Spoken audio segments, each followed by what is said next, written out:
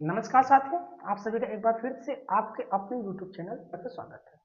साथियों, जैसा कि आप सभी को पता है कि अभी हाल ही में 22 अप्रैल 2025 को कश्मीर के पहलगाम में आतंकवादी हमला हुआ है, जिसमें लगभग हमारे 28 भारतीयों की जानें गई हैं।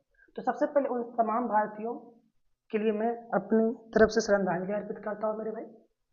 तो अब हम बात करने वाले हैं इस आतंकवादी हमले के पीछे किसका हाथ है और इस आतंकवादी हमले के बाद भारत का क्या स्टैंड रहने वाला, इन सभी चीजों को हमें देखना पड़ेगा मेरे भाई। ये जो आतंकवादी हमला हुआ है, इस हमले के बाद लगभग 140 करोड़ भारतीय देशवासियों का खून खोल रहा है मेरे भाई। हर भारतीय ये चाहता है कि अब इसको लेकर भारत सरकार कोई बड़ा कदम उठाए। तो मेरे भाई, भारत सरकार ने देशवासियों के मन की बात को सुनकर, उनकी भावनाओं को समझकर उसने बड़ा कदम उठा दिया है।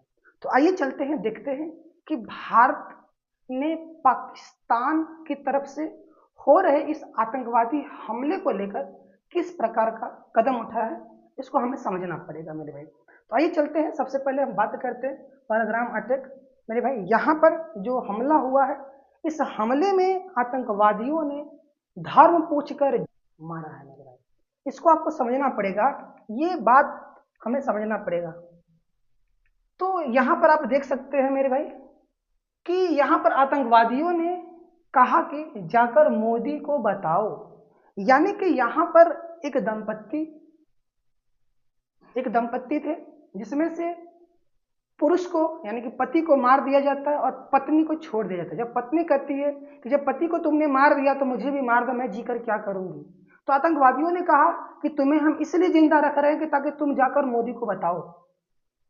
यानी कि अब बात यह है कि वो जो आतंकवादी हैं, उनके टारगेट पर भारती हैं या मोदी जी हैं। और दूसरी बात तो यहां पर यह है कि यहां पर आतंकवादियों ने, अब बात यह कि ये जो आतंकी हमला हुआ है, इस हमले के पीछे का सरगना कौन है मेरे भाई। इस हमले के पीछे का सरगना यही है, आप देख सकते हैं, इसका चेहरा देखिए, यही नालायक है। इसी का नाम है सैफुद्दौला कासूरी। ये सैफुद्दौला कासूरी जो है मेरे भाई, ये आपका लश्कर तैयबा का कमांडर है। इसी ने ही इस कश्मीर के अंदर पहलगाम में आतंकी हमले को अंजाम दिया मेरे भाई। तो आप समझिएगा, यही वो नालायक है जिसने ये ऊंची हरकतें किया है। और इस हरकतों के बाद हमारे जो गृह मंत्री अमित शाह हैं, उन्होंने इसका जायजा लिया और प्रधानमंत्री मोदी जी के साथ और रक्षा मंत्री और उसके बाद विदेश मंत्री, इन सभी की एक हाई मीटिंग बुलाई गई और मीटिंग के बाद फैसला लिया गया मेरे भाई। आप देख सकते हैं पाकिस्तान पर भारत का बहुत बड़ा एक्शन प्लान तैयार हो गया है, इस बात को समझिएगा। और यहाँ पर हिंदुओं का नाम पूछकर गोली मारी गई है। अब बात यह है कि यहाँ पर इस हमले में टारगेट पर कौन कौन है। इस हमले में टारगेट पर भारत के हिंदुस्तानी नागरिकों में हिंदू और मोदी जी हैं, इसको समझिएगा। यानी कि यहाँ पर मोदी का नाम लेकर मारा जा रहा है और यहाँ धर्म पूछ कर मारा जा रहा है। तो इसका मतलब क्या है कि अब भारत के अंदर, इस हिंदुस्तान के अंदर अब हिंदू भी सेफ नहीं है। जब भारत के अंदर हिंदू सेफ नहीं है मेरे भाई, तो कहाँ सेफ है। तो इसको भी हमें समझने का प्रयास करना पड़ेगा मेरे भाई। तो अब यहाँ पर इस आतंकवादी हमले के बाद अब समझौता नहीं मेरे भाई, अब सीधे रण होगा। अब समझौता नहीं मेरे भाई, सीधे अब रण होगा। ये पाकिस्तान समझ ले कि अब पाकिस्तान का अंत होगा। इसको अब हमें समझाना पड़ेगा। कहा जाता है मेरे भाई, मेरे गांव में एक कहावत है कि लातों के भूत बातों से नहीं मानते। तो शायद पाकिस्तान वही भूत है जिसको बात नहीं समझ में आती है, अब उसको लात चाहिए। तो अब वो बेटा लात खाएगा ही, इस बात को समझिएगा। क्योंकि ये इसने हर बार मर्यादा को भंग किया है। भारत के सब्र का इंतहा कब तक सहेगा भारत, कब तक वो इंतहा देता रहेगा, कब तक उसको समझाता रहेगा, कब तक उसको अपना भाई मानता रहेगा। अब नहीं होगा, अब कोई भी सब्र नहीं होगा। अब भारत के सब्र का बांध टूट गया है। अब कोई समझौता नहीं, सीधे रण होगा। अब सीधे आर पार का युद्ध होगा मेरे भाई, इस बात को समझिए। अब कोई समझौता नहीं होने वाला है। पहलगाम पर हमला अब बर्दाश्त नहीं। भारत का बड़ा एक्शन प्लान तैयार हो। अब बात यह है कि भारत ने एक्शन प्लान में क्या करेगा, यानी कि अब भारत जो है इस हमले का पूरा का पूरा बदला लेगा। जिस तरीके से भारतीयों को मारा गया है अब वैसे ही बदला भी लिया जाएगा। आप इस बात समझिएगा, इस बार ना तो गोली चलेगी, ना ही टैंक चलेगा, ना ही बारूद चलेगी, और ना ही आपका किसी भी प्रकार का सर्जिकल स्ट्राइक होगा, ना ही एयर स्ट्राइक होगा। इस बार पाकिस्तान पानी के एक एक बूंद से तड़प तड़प के मरेगा। इस बार मेरे भाई पाकिस्तान में मौत होगी तो पानी की कमी से मौत होगी। हाँ मेरे भाई, इस बार भारत ने एयर स्ट्राइक नहीं किया है, सर्जिकल स्ट्राइक नहीं किया है। इस बार भारत ने पहली बार, दुनिया में पहली बार आपका वाटर स्ट्राइक किया है। ये ऐसा स्ट्राइक है जिसको पूरी दुनिया याद रखने वाली है। इस स्ट्राइक के बाद पाकिस्तान में प्यास से इतिहास लिखा जाएगा। लोग प्यासे मरने वाले हैं। हाँ मेरे भाई, आइए समझने का प्रयास करते हैं कि आखिर कैसे पाकिस्तान प्यासा मरेगा। तो मेरे भाई यहां पर India's bold move under water strike in Pakistan, यानी पाकिस्तान के अंदर भारत ने वाटर स्ट्राइक कर दिया है। अब बात है सर ये वाटर स्ट्राइक क्या है, इसको समझने का हमें प्रयास करना चाहिए कि सर वाटर स्ट्राइक क्या है। मेरे भाई सिंधु जल समझौता को भारत ने रद्द कर दिया है, यानी कि जो इंडस वाटर ट्रीटी था मेरे भाई, इसको भारत ने सस्पेंड कर दिया है। अब कह रहा है कि हम इस समझौते को नहीं मानते, क्योंकि ये जो समझौता हुआ था मेरे भाई, ये मानव जात के विकास के लिए हुआ था, मानव के उद्धार के लिए हुआ था। जब मानव का उद्धार ही तुमसे नहीं हो रहा है मूर्ख पाकिस्तान, तो मैं इस समझौते को नहीं मानता हूं। यानी कि इसी का नाम वाटर स्ट्राइक रखा गया है मेरे भाई। ये जो आपका सिंधु जल समझौता है इसको बैन कर दिया गया, सस्पेंड कर दिया गया है, इसी का नाम यहां पर वाटर स्ट्राइक रखा गया है। तो मेरे भाई इस वाटर स्ट्राइक से अब क्या होने वाला इसको भी समझिएगा। तो यहां पर भारत ने पाकिस्तान की इस ऊंची हरकत के बाद 5 ऐसे बड़े फैसले लिए हैं जिससे पाकिस्तान अब बिलख बिलख कर रोकर मरने वाला है। आप देख सकते हैं कि अब पाकिस्तान को पानी भी नहीं मिलेगा, यानी कि पाकिस्तान अब पानी के प्यास से मरने वाला है। आइए समझते हैं और कौन कौन से पाकिस्तान के खिलाफ फैसले लिए गए हैं। इंडस वाटर ट्रीटी सस्पेंड, इस बात को समझिएगा, यानी कि भारत ने इस ट्रीटी को बैन कर दिया है, यानी कि सस्पेंड कर दिया है, खत्म कर दिया है। अब बात यह होती है कि सर ये जो आपका इंडस वाटर ट्रीटी है, ये इंडस वाटर ट्रीटी क्या है, मैं इसको समझा देता हूं कि सन 1960 में जवाहरलाल नेहरू की सरकार में भारत और पाकिस्तान के बीच एक समझौता हुआ था जिसका नाम है सिंधु जल समझौता। इसमें हुआ क्या था मेरे भाई, इसमें सिंधु और उसकी सहायक नदियां, जिसमें आपका झेलम, चिनाब, रावी, ब्यास और सतलज जैसी नदियां आती हैं, इन नदियों के पानी पर एक एग्रीमेंट हुआ था। इसमें यह कहा गया था कि सिंधु, झेलम और चिनाब, इन 3 नदियों का पानी का 80%, इन नदियों के पानी का 80% प्रयोग पाकिस्तान करेगा और 20% पानी का प्रयोग भारत करेगा। बाकी बचती हैं हमारी अदर 3 नदियां, जिसमें आपका रावी आता है, ब्यास आता है और सतलज आता है।